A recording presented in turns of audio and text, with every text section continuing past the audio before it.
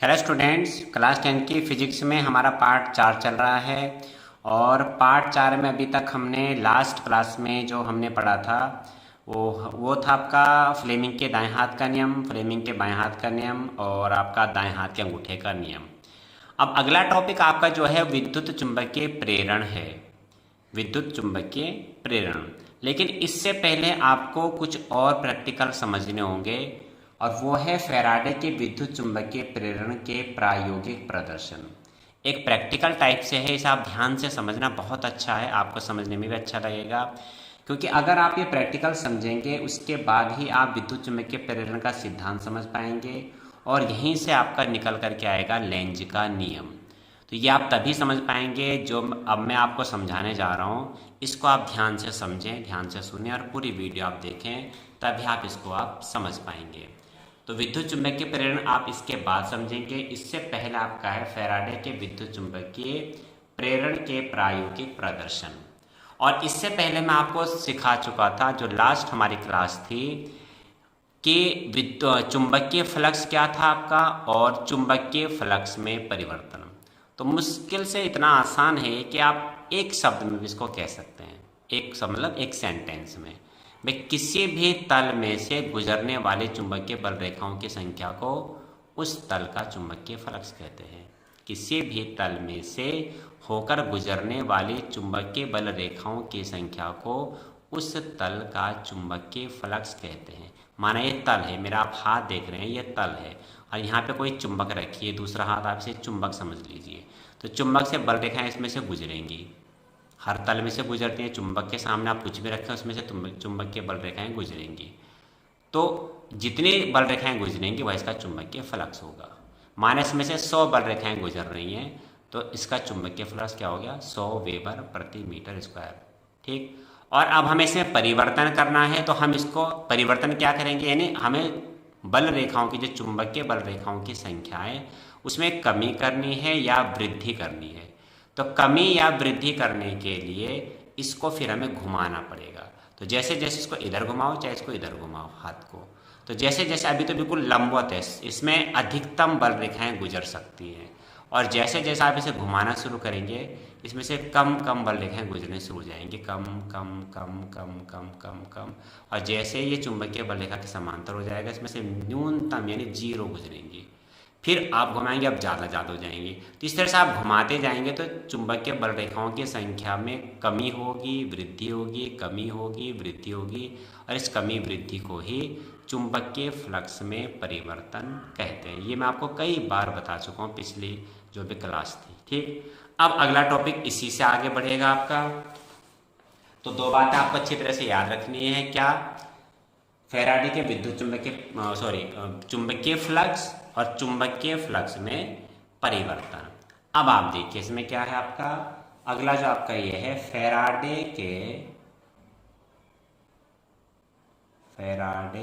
के विद्युत चुंबकीय प्रेरण, विद्युत चुंबकीय प्रेरण के प्रायोगिक प्रदर्शन, के प्रायोगिक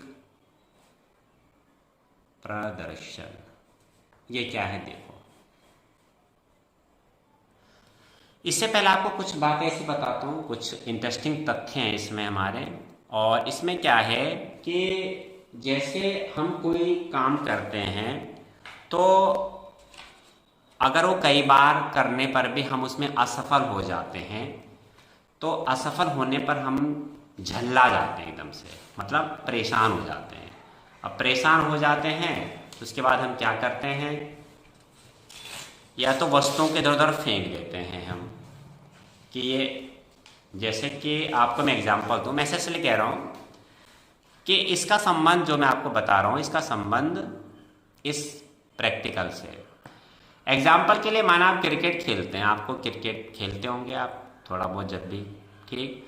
और आप माना गए, आपकी बैटिंग है और आप पहले ही गेंद पर, आप सोच के तो हर कोई जाता कि मैं सेंचुरी बना के आऊँगा, लेकिन आप गए और पहले ही गेंद पर आप आउट होके आ गए, तो आप क्या करेंगे, आप बल्ले को पटक के आएंगे।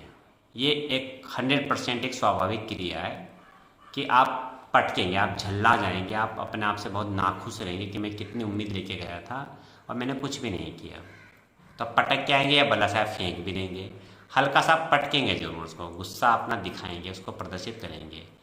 ऐसा ही जब ये आपका विद्युत धारा का जो इन्वेंशन, इसका आविष्कार नहीं हुआ था, तो सबसे पहले वैज्ञानिक हुए थे ऑस्टार्ड हुए थे। ऑस्टार्ड हुए थे तो उन्होंने क्या किया, उन्होंने एक कुंडली ली और कुंडली में धारा मापी को लगा दिया, जिसे बोलते हैं गैल्वेनोमीटर। गैल्वेनोमीटर क्या करता है, किसी भी कुंडली में धारा की उपस्थिति को बताता है कि धारा उसमें बह रही है या नहीं बह रही है। ठीक, क्योंकि जो प्रारंभ में जो धारा बहती है, जब प्रैक्टिकल हम करते हैं, वो बहुत कम वोल्ट की धारा बनती है, तो उसको आप टेस्टर वगैरह से नहीं नाप सकते। तो एक गैल्वेनोमीटर होता है, उसमें सुई अगर 0 पे है, इस तरह से उसमें मीटर लगा होता है, और 0 पे अगर सुई है तो समझो उसमें कोई धारा नहीं बह रही है, और सुई अगर इधर है या इधर की तरफ, या तो इसके लेफ्ट में है या इसके यहाँ पे 0 होगा, वहाँ पे 0 का निशान बना होगा, इधर मीटर में कुछ आपके अंक लिखे होंगे, तो यदि इधर होगी सुई या इधर होगी तो समझो में धारा बह रही है। अगर सुई इधर है तो समझो धारा किसी एक दिशा में बह रही है, किसी भी दिशा में बह सकती है, और अगर सुई इधर होगी तो इसका मतलब धारा की दिशा इसमें बदल चुकी है। तो ये केवल धारा की उपस्थिति और उसकी दिशा को इंगित करता है। तो ऑस्टार्ड ने क्या किया, उसने एक कुंडली ली, कुंडली और उसमें एक धारा मापी को जोड़ दिया, और वो क्या करता है, इधर से चुंबक ली और इधर से कुंडली ली, और कुंडली और चुंबक दोनों को गति करा रहा है, इस तरीके से दोनों को पास ला रहा है, फिर दूर ले जा रहा है। ठीक, लेकिन धारा मापी में कोई विक्षेप नहीं होता। तो धारा मापी में कोई विक्षेप नहीं होने का मतलब है कि इसमें कोई धारा प्रेरित ही नहीं हुई। धारा प्रेरित से मतलब है इसमें कोई धारा नहीं बही, धारा उत्पन्न नहीं हुई, तो उसको हम कहते हैं धारा प्रेरित नहीं हुई। तो जब कई बार प्रयास किया उसने तो धारा प्रेरित हुई नहीं, तो उससे तो लगा कि शायद मेरा प्रैक्टिकली बेकार हो रहा है, नहीं होता है। तो जब हम किसी काम को करते रहे, हमें सफलता नहीं मिलती, जैसे भी मैंने आपको एग्जाम्पल बताया था क्रिकेट वाला, तो उसने क्या करा, चुंबक को इस पर पटक के दे मारा, किस पर, कुंडली पर। ठीक, तो उसने जब कुंडली को इस पर पटक के मारा, चुंबक को सॉरी कुंडली पर ऐसे फेंक के मार दिया उसने, तो जैसे चुंबक को कुंडली पर पटक के मारा, धारा मापी में हल्का सा विक्षेप हुआ, यानी हल्का सा में डिफ्लेक्शन, सुई उसकी हिली। सुई हिलने से मतलब इसमें धारा प्रवाहित हुई, चाहे वो क्षण भर के लिए हुई होगी मगर हुई। और इस चीज़ को नोटिस किया फैराडे ने। फैराडे ने इस चीज़ को नोटिस किया। अब किस तरह से किया, ये तो एक इस तरह से कहानी टाइप की आती है, हमने पढ़ा वैसे को मैं आपको बता रहा हूँ। केवल एक हमारे लिए इंस्पायरेशन है, हमारे लिए प्रेरणा है कि किस तरह से हम अपने काम में कभी भी लाख प्रयास करने के बाद भी हमें निराश नहीं होना चाहिए। तो मैं आपको इसलिए बता रहा हूँ। तो फैराडे ने इस प्रयोग को आगे बढ़ाया, और फैराडे इस चीज़ से समझ गया था कि जो ऑस्टार्ड प्रयोग कर रहा है उसमें वो कुंडली और चुंबक दोनों को गति करा रहा है, दोनों को पास ला रहा है, दोनों को दूर ले जा रहा है, और इस कारण से धारा मापी में कोई विक्षेप नहीं हुआ। समझ गए। उसने बाद में उसको पटक के मार दिया, चुंबक को ऐसे फेंक के मारा कुंडली में, तब एक विक्षेप हुआ। इस चीज़ को नोटिस किया किसने, फैराडे ने, और फैराडे ने इस प्रैक्टिकल को आगे बढ़ाया। तो वह ये समझ चुका था कि इन दोनों में से किसी एक को गति करानी, या तो चुंबक को या इसके साथ हम कुंडली बना रखे कुंडली को। उसने क्या किया, उसने बिल्कुल ऐसा परिपथ तैयार किया, कुंडली ली और कुंडली के साथ एक गैल्वेनोमीटर जिसे बोलते हैं धारा मापी को जोड़ा, और इसको स्थिर रखा और चुंबक को इसके पास ले गया। तो चुंबक का वो एन सिरा कुंडली के पास ले गया। ठीक, एन सिरा इसके पास ले गया, तो इसमें क्या हुआ, जैसे जिसके पास ले जाएगा इसमें से क्या होंगी, चुंबकीय बल रेखाएं निकलेंगी, ये चुंबकीय बल रेखाएं निकलेंगी एन से, और जैसे जैसे तुम इसके पास लाओगे इस कुंडली में से गुजरने वाली चुंबकीय बल रेखाओं की जो संख्या है उसमें वृद्धि होगी ज़्यादा ज़्यादा। मतलब जितना आप चुंबक को पास ला रहे, माने कुंडली है ये, ठीक, ये माना हाथ को, अरे चुंबक आ रही है, तो जितना इतनी दूर में से तो हमारे इसमें से 4 बल रेखाएं गुजर रही हैं, अब इसमें 6 गुजर रही हैं, अब 10 गुजर रही हैं, अब 20 गुजर रही हैं, 25 गुजर रही हैं, अब 30। जितना इसके पास लाएंगे उतनी ज़्यादा बल रेखाएं इसमें से गुजरेंगी, यानी इसमें से गुजरने वाली चुंबकीय बल रेखाओं की संख्या में वृद्धि हो रही है। ठीक, इसका मतलब इससे गुजरने वाले चुंबकीय फ्लक्स में परिवर्तन हो रहा है। इसलिए आपको पहले हमने चुंबकीय फ्लक्स और चुंबकीय फ्लक्स में परिवर्तन बताया था। और जैसे चुंबक को हम पास ला रहे हैं, इसके चुंबकीय फ्लक्स में परिवर्तन हो रहा है, तो धारामापी में एक विक्षेप हो रहा है। विक्षेप मतलब एक डिफ्लेक्शन, सुई उसकी हिलना। सुई अगर 0 पे समझो, उसमें धारा परिपथ में कोई धारा नहीं बह रही है, उसकी सुई सीधी है। फिर सुई या तो इधर जाएगी या इधर जाएगी, वो किधर भी जा सकती है, किसी एक दिशा में जाएगी। तो इसमें धारा बहनी शुरू होगी और धारा जो बहेगी वो आपकी माना इस दिशा में बह रही है और इसकी दिशा आपकी ऐसी है। ठीक, अब क्या करा, चुंबक को इससे दूर ले गए। अब चुंबक को धीरे धीरे करके दूर ले जा रहे हैं, कुंडली अपनी जगह में स्थिर है। जैसे इससे दूर ले गए, अब चुंबकीय बल रेखाओं की जो संख्या थी, जो कुंडली में से होकर चुंबकीय बल रेखाएं गुजर रही थी, अब उनकी संख्या में कमी हो रही है। धीरे धीरे धीरे करके कमी हो रही है। कमी हो रही है यानी इसके चुंबकीय फ्लक्स में परिवर्तन हो रहा है। अभी भी इसमें धारा बहेगी, यानी चुंबकीय इसमें धारामापी में एक विक्षेप होगा, लेकिन अब जो विक्षेप होगा वो पहले से विपरीत दिशा में होगा। माना पहले इस दिशा में था, तो अब सुई इस दिशा में आ जाएगी। इसका मतलब धारा की दिशा बदल चुकी है। अब धारा इधर नहीं, इधर को बह रही है, नीचे को। पहले माना ऊपर को बह रही थी, तब वो नीचे को बह रही है। तो ये क्या दर्शा रहा है कि जैसे चुंबक को पास लाए या चुंबक को दूर ले गए, धारामापी में एक क्षणिक विक्षेप हुआ और दोनों स्थिति में जो विक्षेप था एक दूसरे से विपरीत दिशा में था। ठीक, इसके बाद अगला हमने क्या किया, चुंबक को हमने ऐसे ही रखा, चुंबक का एन सिरा नहीं, इसके बाद चुंबक का एस सिरा इसके पास लाए। पहले एन सिरा पास लाए, एन सिरा दूर लेंगे। पास लाने पर भी चुंबक उसमें कुंडली में एक धारामापी में एक विक्षेप हुआ और कुंडली में धारा प्रवाहित हुई, यानी धारा प्रेरित हुई। फिर एन सिरे को दूर ले गए, धारामापी में विक्षेप पहले से विपरीत दिशा में हुआ और धारा की दिशा पहले से विपरीत हुई और इसमें फिर एक धारा प्रेरित हुई। अब एस सिरा पास लाए, चुंबक का एस सिरा इसके पास लाए। फिर वही स्थिति बनी, धारामापी में एक विक्षेप हुआ क्षणिक और धारामापी में एक दिशा में सुई इसकी विक्षेपित हो गई। फिर एस सिरा दूर ले गए, दक्षिणी ध्रुव को दूर ले गए। फिर इसमें धारामापी में विक्षेप हुआ, लेकिन अब जो विक्षेप था पहले से विपरीत दिशा में था। तो ये चित्र मैं आपको पहले बना के बता देता हूं। क्या करा फिर सुन लीजिए आप। इसमें फैराडे ने एक कुंडली ली, इस तरीके से कई फेरों वाली, इस तरह से बनाएंगे हम, और इसका संयोजन किया धारामापी, इसमें जोड़ दिया हमने धारामापी। ये धारामापी जोड़ दी, और जब धारामापी इसमें जोड़ी तो इसमें पहले इसका एन सिरा, इसका एन सिरा चुंबक बना देता हूं मैं। चुंबक का एन सिरा यानी उत्तरी ध्रुव इसके पास लाए, तो ये एरो ये बता रहा है कि चुंबक को इसके पास ला रहे हैं ऐसे करके। तो इसके पास ला रहे हैं, तो इसमें से जो चुंबकीय बल रेखाएं निकल रही हैं वो कुंडली में से होकर गुजरेंगी,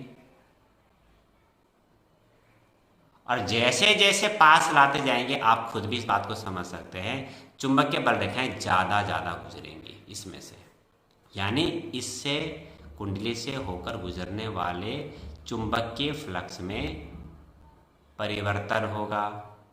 ठीक, ये हो गया आपका।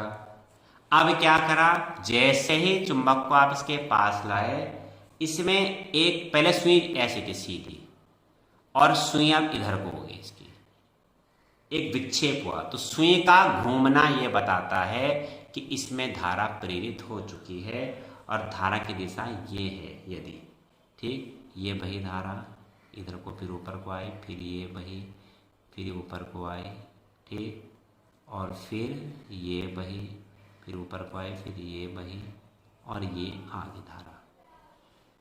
ठीक हुआ, ये हो गया। अब क्या करा, अब कुंडली को वैसे ही रखा अपनी जगह पे,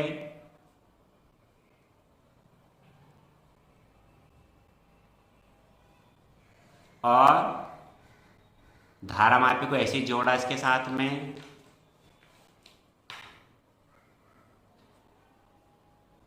अब क्या किया, जो चुंबक का एन सिरा यानी उत्तरी ध्रुव इसके समीप ला रहे थे, पहले पास ला रहे थे, अब इससे दूर ले जा रहे हैं, ये अब दूर ले जा रहे हैं ये। और अब इससे जो चुंबकीय बल रेखाएं गुजर रही हैं, अब उनकी संख्या में कमी हो रही है।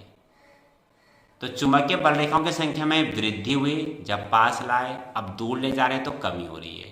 तो किसी भी तल में से या किसी भी कुंडली में से गुजरने वाले चुंबकीय बल रेखाओं की संख्या में वृद्धि का होना या कमी का होना क्या कहलाता है, चुंबकीय फ्लक्स में परिवर्तन कहलाता है। ठीक, फिर इसमें परिवर्तन हुआ, फिर इसमें क्या हुआ, हमने देखा इसमें फिर एक क्षणिक विक्षेप आया, धारामापी में थोड़ी देर के लिए विक्षेप, यानी सुई इसकी सीधी नहीं थी, अब वो इधर की तरफ होगी। तो सुई अगर इसकी हिल रही है, यानी वो सीधी अगर है तो कोई धारा नहीं बह रही परिपथ में, लेकिन सुई अगर इधर है या इधर है ऐसे करके, तो समझो इसमें धारा बह रही है। पहले सुई की दिशा इधर थी, अब उसकी विपरीत दिशा में होगी, इसका मतलब धारा पहले से विपरीत दिशा में बह रही है। अब धारा ऐसे बह रही है, ये नीचे, ये ऊपर, ये धारा बह रही है। ठीक, फिर क्या किया, एनसिरा को एनसिरा पहले पास लाए थे, एनसिरा दूर ले गए। दोनों ही स्थिति में धारा इसमें प्रेरित हुई, एनसिरा पास लाने पर भी और एनसिरा दूर ले जाने पर भी। अंतर इतना आया, जब एनसिरा हम पास लाए थे कुंडली के, तब धारा जिस दिशा में बह रही थी, एनसिरा दूर ले जाने पर अब धारा पहले से विपरीत दिशा में बह रही है, यानी जो विक्षेप आया धारामापी में वो पहले से विपरीत दिशा में आया। अब अगला क्या है इसमें, अब हम एस सिरा पास लाए,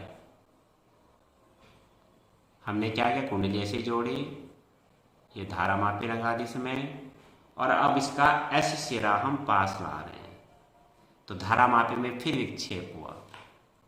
अब एस सिरा लाए उसके पास, ये एस सिरा है, दक्षिणी ध्रुव, इसके पास लाए। ठीक, और क्या देखा हमने, धारा की दिशा इसमें, ये धारा की दिशा बह रही है,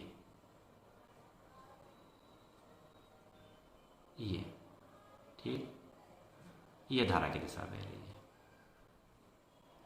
ठीक, यानी एस दक्षिणी ध्रुव पास लाने पर भी इससे गुजरने वाले चुंबकीय फ्लक्स में परिवर्तन हुआ, क्योंकि चुंबकीय बल रेखाओं की संख्या ज़्यादा होगी या कम होगी। ठीक, और इसमें धारा बही। और अगला वाला पॉइंट बिल्कुल पहले जैसे ही है, बिल्कुल ये भी। अब एस सिरा हम इससे दूर ले गए और धारामापी में जो विक्षेप है वो पहले से विपरीत दिशा में हुआ। पहले इधर था, किधर, बाईं ओर, अब दाईं ओर हो गया। और अब हमने क्या किया, हमने इसमें एस सिरा दूर ले गए। ये जो एरो बना रहा हूँ मैं, ये बता रहा है इसकी गति को अब दूर ले जा रहे हैं, तो भी चुंबकीय बल रेखाओं की संख्या में क्या होगी, कमी होगी, और धारामापी में विक्षेप हुआ। तो ये प्रैक्टिकल हुआ पूरा का पूरा एक। क्या हुआ, फिर आप इसे समझ लीजिए एक बार। फैराडे ने कई फेरों वाली कुंडली ली, कुंडली में उसने धारामापी को संयोजित किया। धारामापी एक ऐसा यंत्र है जो किसी भी परिपथ में धारा की उपस्थिति को बताता है कि धारा प्रवाहित हो रही है या नहीं हो रही है। और वो कैसे बताता है, उसकी सुई अगर 0 पर है, ऐसे सीधे, तो समझो कोई धारा प्रवाहित नहीं हो रही है, जैसा आप पेन को देख सकते हैं। ये सुई इधर होगी या ऐसे होगी, ये ऐसे है तो ऐसे होगी या ऐसे होगी, तो समझो धारा बह रही है। जितना ज़्यादा इसमें घुमाव, डिफ्लेक्शन, जितना ज़्यादा इसमें विक्षेप होगा, उतनी ही समझो प्रबल धारा बह रही है। ठीक, वो धारा की उपस्थिति को बता रहा है। सबसे पहले कुंडली ली, धारामापी जोड़ी, चुंबक का उत्तरी ध्रुव इसके पास लाए, धीरे धीरे धीरे करके इसके पास लाए। जैसे जैसे कुंडली के हम पास लाए उत्तरी ध्रुव को, कुंडली को स्थिर रखा, ध्यान रखना कुंडली स्थिर है, गति हम करा रहे हैं चुंबक को। और जैसे जैसे इसके पास ला रहे हैं, इसमें क्या हो रही है आपका, इसमें एक विक्षेप हुआ, इसमें क्या हुआ, एक विक्षेप हुआ। इसका मतलब इसमें धारा प्रेरित होकर धारा की दिशा ये वाली थी जो आपको दिखाई दे रही है। फिर क्या किया, एन सिरे को दूर ले गए। इसमें फिर धारा मापी में विक्षेप हुआ, लेकिन अब पहले से विपरीत दिशा में विक्षेप हुआ। पहले देखो इधर था, अब विक्षेप इधर हो गया, पहले से विपरीत दिशा में। और आपका जो इधर सारे धारा की दिशा पहले से विपरीत हो गई। धारा मापी विक्षेप क्षणिक हुआ। ठीक, दोनों ही स्थिति में धारा बही, चुंबक को पास लाने पर उत्तरी ध्रुव को और उत्तरी ध्रुव को दूर ले जाने पर, किंतु दोनों ही स्थिति में धारा की दिशा एक दूसरे के विपरीत थी। फिर हम एस सिरे को पास लाए तो भी धारा मापी में विक्षेप हुआ, धारा एक दिशा में बही, यानी इस दिशा में आप देखिए। अब एस सिरे को हम दूर ले गए तो भी धारा मापी में विक्षेप हुआ, लेकिन पहले से विपरीत दिशा में हुआ। और दिशा धारा की थी, इसको आप कंप्लीट कर देता हूँ मैं। इसमें धारा की दिशा ये हो गई आपकी, और ये नीचे, यहाँ से ये आया, ये धारा की दिशा हो गई ये। ठीक, तो बहुत आसान है। उत्तरी ध्रुव को पास ले गए, उत्तरी ध्रुव को दूर ले गए, दक्षिणी ध्रुव को पास ले गए, दक्षिणी ध्रुव को दूर ले गए। इन चारों ही स्थिति में हमने क्या किया, चुंबक को गति कराई है। आपका जो ये कुंडली है वो स्थिर है, और इन चारों ही स्थिति में धारा मापी में विक्षेप हुआ, और धारा मापी विक्षेप पहले वाली स्थिति से विपरीत दिशा में था। अब इसके बाद क्या किया, अब एन सिरे को स्थिर रखा, यानी चुंबक को हमने स्थिर रखा और कुंडली को एन सिरे के पास लाए। तो बिल्कुल वही घटना घटित हुई जो पहले हुई थी, धारा मापी में विक्षेप एक दिशा में हुआ। फिर कुंडली को एन सिरे के पहले पास लाए, फिर एन सिरे से दूर ले गए, यानी कुंडली को पास ला रहे हैं, दूर ले जा रहे हैं, किसके, एन सिरे के। बिल्कुल धारा मापी विक्षेप एक दिशा में, पास लाने पे एक दिशा में, और दूर ले जाने पर दूसरी दिशा में विक्षेप हो रहा है। फिर एस सिरे के पास लाए और एस सिरे से दूर ले गए, बिल्कुल यही बात। और बिल्कुल वैसे ही धारा मापी में विक्षेप हुआ, पहले एक दिशा में फिर दूसरी दिशा में, यानी हर एक स्थिति में धारा मापी में विक्षेप हो रहा है। यानी प्रत्येक स्थिति में कुंडली में धारा प्रेरित हो रही है। और धारा प्रेरित का जो मेन कारण है वो आप देख रहे हैं कि इसके जब तक चुंबकीय फ्लक्स में परिवर्तन हो रहा है, यानी जब तक आप गति करा रहे हैं तब तक इसमें धारा मापी में विक्षेप है। जैसे चुंबक या कुंडली में से गति, जिसको भी आप गति करा रहे हैं, हमने गति करानी बंद कर दी, धारा मापी में कोई विक्षेप नहीं होता, यानी ये सुई जीरो पर आ जाती है, इसका मतलब धारा प्रभाव बंद हो जाता है। तो ये जो धारा मापी विक्षेप है, ये इनकी आपेक्षिक गति के कारण है। तो इसका रिजल्ट यही निकला कि इन दोनों में से किसी एक को गति कराने पर धारा प्रवाहित होती है, धारा प्रेरित होती है। ये है आपका विद्युत चुंबकीय प्रेरण का प्रायोगिक प्रदर्शन। अब इसको हम लिखते हैं, जितना थोड़ा वो लिखते हैं, थोड़ा मैं कल लिख दूंगा। तो देखिए जरा से मैं क्या क्या हमने किया, जो पूरा हमने किया है वही हमें इसमें लिखना है। तो फैराडे ने तारों की, मतलब लिखने का है नहीं, ये लिखता हूँ। फैराडे ने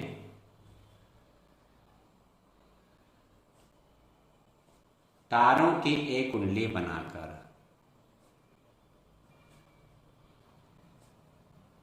अब इसमें एक दो चीजें और आप देखना, बहुत अच्छी आएंगी आपकी सी में। कुंडली बनाकर उसका संबंध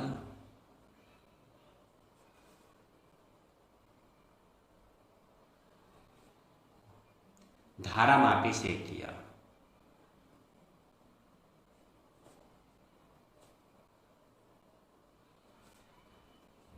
धारा मापी से किया तथा एक क्षण चुंबक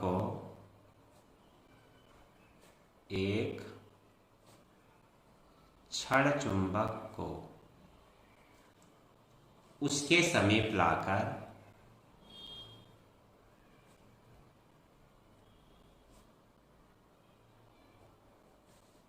निम्नलिखित प्रयोग किए।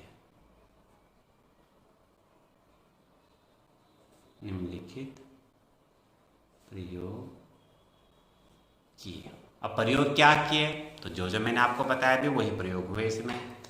फर्स्ट, जब चुंबक के उत्तरी ध्रुव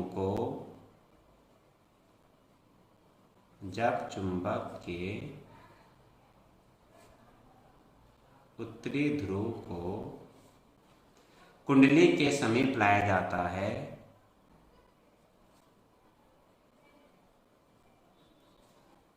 समीप लाया जाता है तो कुंडली के चुंबकीय फ्लक्स में परिवर्तन के कारण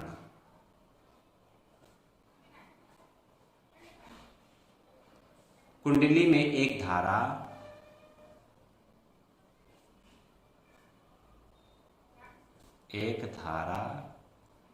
प्रेरित हो जाती है। जैसे कि अभी आपको बताया था मैंने, धारा प्रेरित हो जाती है। जितना मैंने अभी समझाया था वही लिखने में आ रही है, धारा प्रेरित हो जाती है, जिससे धारामापी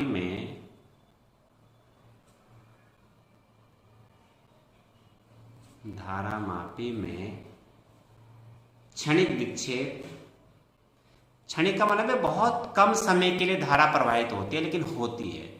क्षणिक विक्षेप एक दिशा में होता है।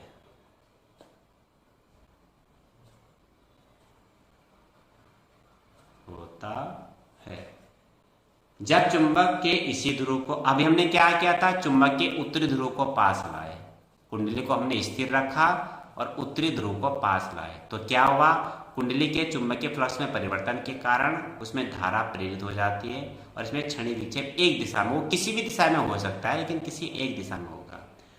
अब चुंबक के इसी ध्रुव को, अब कुंडली के चुंबक के इसी ध्रुव को कुंडली से दूर ले जाया जाता है, कुंडली से दूर ले जाया जाता है, तो धारामापी में पुनः क्षणिक विक्षेप, क्षणिक का मतलब थोड़ी देर के लिए होगा ये विक्षेप, लेकिन उसमें डिफ्लेक्शन एक होगा। क्षणिक विक्षेप पहले से विपरीत दिशा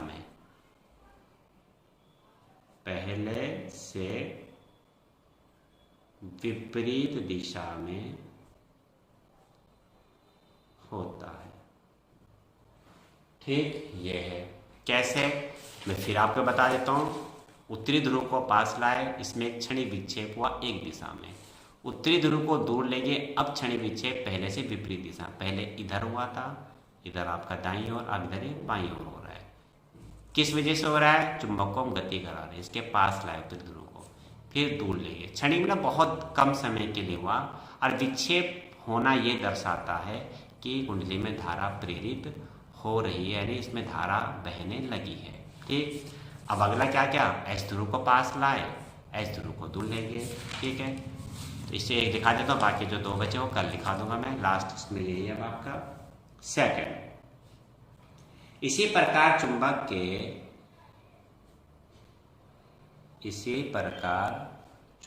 के दक्षिणी ध्रुव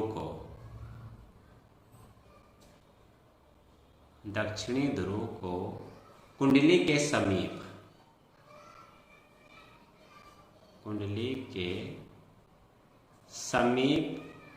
लाया जाता है, कुंडली के समीप लाया जाता है, तो धारामापी में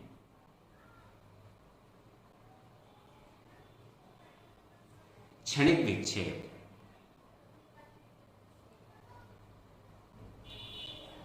एक दिशा में होता है।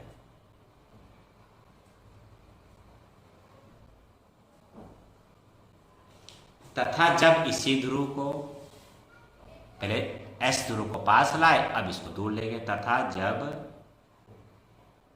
इसी ध्रुव को यानी दक्षिणी ध्रुव को कुंडली से दूर ले जाया जाता है,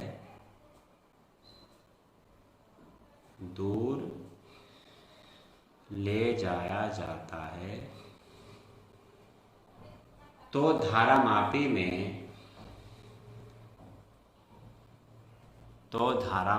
में क्षणिक विक्षेप क्या होता है? पहले से दूसरी दिशा, पहले से विपरीत या दूसरी दिशा में होता है। ठीक, ये आपका सेकंड वाला था। क्या? दक्षिणी ध्रुव को पास लाए, विक्षेप इधर हुआ बाईं ओर।